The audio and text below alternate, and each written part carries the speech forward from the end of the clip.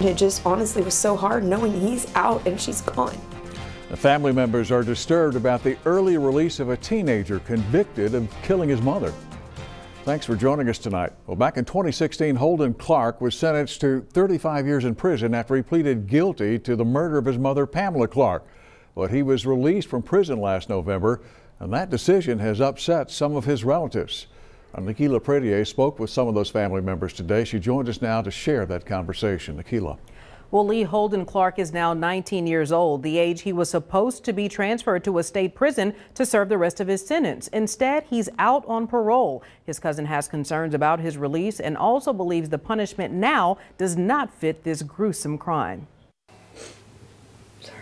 Crystal Day tearfully remembers her aunt, Pamela Clark, the woman she called her everything. I modeled her. I became a nurse because of her. I chased her my whole life. Last month marked 4 years since Clark's tragic murder, her decomposed body found in a trash can inside her home on Paul Jones. Now the grief grips Day even more, knowing that her aunt's killer, her own son, was released early from prison, despite victim impact statements about the aftermath. It's the smell, the blood, having to scrub it off the floors and clean it off the walls, off the ceiling fan.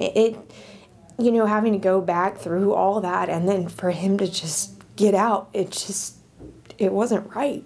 Day isn't convinced that Holden Clark's time behind bars has truly rehabilitated her cousin. Does 3 years get you that at 19? Are you that far in life to where you're not going to slide down a slope again? People do more time for drugs. And he left his mother in a trash can. Day also says her aunt and other victims deserve better, so she hopes there will be reform in the state's juvenile justice system to make sure serious offenders have serious consequences. Juvenile or not, a life is a life, and, that should not ever be taken lightly.